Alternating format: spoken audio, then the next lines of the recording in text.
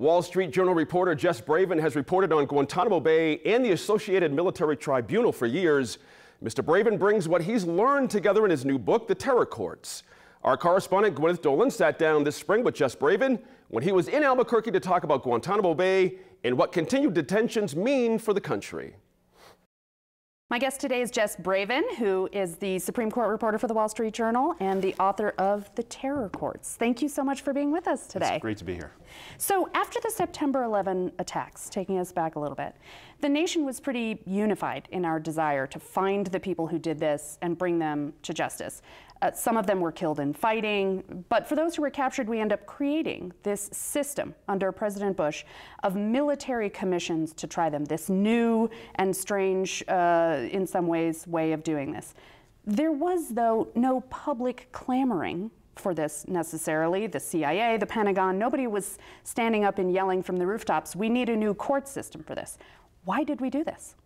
Well, that's actually a question where we don't have a pure answer to, because back in late 2001, when the plan to set up these military tribunals was being developed, there was no public input. It was done very secretly within the Bush administration at very high levels, excluding, as you say, the CIA, most of the Justice Department, most of the Defense Department, and so on.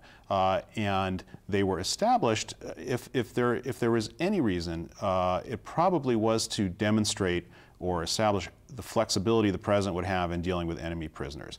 Essentially claiming that the president has authority to set up a court system that answers only to him, that can put prisoners to death, is a fairly broad assertion of executive power. And that was really, I think, the aim of the administration at the time, to establish that it had extraordinarily broad powers, even if it did not necessarily intend at that time to use them. Is there a parallel construction anywhere? I mean, this sounds sort of contrary to the way the founders organized the checks and balances of power. Well, you know, the United States and other countries do have a tradition of sort of ad hoc military courts on the battlefield. When there aren't normal courts operating, when, you know, prisoners are captured and military forces are far from home and far from cities, and they have to deal with something, you know, on the battlefield or near to it. So there is that tradition. And after World War II, the United States conducted hundreds and hundreds of military commission trials in the Far East and in occupied Europe. But the system that the Bush administration put forward was really different in a number of ways. Although it used some of the language and some of the concepts from prior versions, this was intended to be permanent. It was not just something that a battlefield commander set up as an ad hoc temporary measure.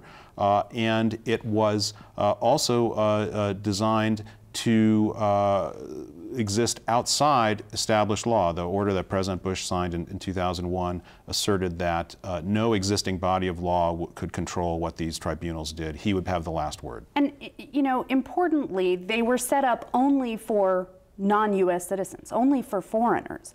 Why is this an important distinction? Well, that actually is one of the great novelties of the current system, because previously, in the history of the United States, there was no distinction based on citizenship. Now, as a practical matter, there weren't a lot of Americans fighting in the Japanese army during World War II, but it wasn't a legal distinction. What made one eligible for trial by military commission was one's actions. Were they allegedly war crimes? Did they take place on a battlefield? Did they meet those criteria to put them into a military context, not where you were born?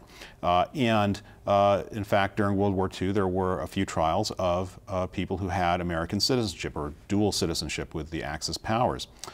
Here, the explanation that I got when I was reporting this back in 2001 was essentially, it was a political decision. If it were thought that American citizens could be tried through this kind of system, the Congress wouldn't accept it, the American people wouldn't accept it.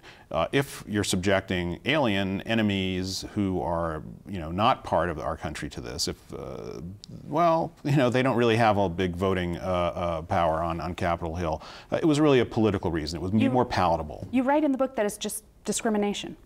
Well, it is more palatable for us to discriminate against people who aren't American. Well, this is one of the actual questions currently, percolating through the federal courts. Is that constitutional? Because there isn't a citizenship distinction for any other kind of crime. So the question is, what is the justification for it? There is in international law and in American law the idea of separate justice is disfavored, something in this context that some people might call victor's justice, a lower standard of fairness for the enemy than for your own forces, and that is not permitted by the Geneva Convention and other treaties. The idea is that the enemy is entitled to the same level of justice as your own forces in order to make sure that it is justice and not pure retribution. I think we've had 6 convictions in this system, is that right? And it's about 6 or 7. 3 of them have been overturned. Critics say, in your book, shows that the way that we have handled these detainees and the court system that we have used has not succeeded in bringing them to justice, but has done largely the opposite. How did that happen? Well, there's always a distinction between rules on paper and what happens in the real world. You can have a system that looks extremely fair on paper and in practical experience is not. Think of the Soviet Constitution. It guaranteed a lot of rights. In reality, people didn't really have them. The opposite actually turns out to also be true, and that's, I think, one of the fascinating aspects of this story. Even though you had on paper, especially at the beginning, there have been some changes since then, a system that was designed to speed convictions and executions. When you had American military officers running it, they made a point of being fair. That as a result, you had, even though they had much more discretion on paper than a civilian court would, they had almost no rules governing what they could do. You've had a system in which sentences and convictions have been either more lenient, sometimes extraordinarily more lenient than comparable cases in the federal civilian courts, or about the same. And a great example is the contrast between John Walker Lind. People might remember him. He was called the American Taliban, captured in late 2001 with Taliban forces in Afghanistan, charged in civilian court with providing material support to a terrorist organization, made a plea bargain, got 20 years. Very similar guy in a lot of ways. David Hicks, Australian, captured with Taliban forces, eventually made a plea bargain at Guantanamo, served an additional 13 months, and was released. John Walker Lind is still in prison, and that's an example, I think, of the distinction. Now, of course, his conviction was later overturned, and that's another issue we have with this system. But part of what we are, part of the idea between establishing this was we'll get this done very quickly. And even though this system has been through 3 different iterations, and Obama changed it to be what he believed more just, it's now slower than ever. Is this ever going to work?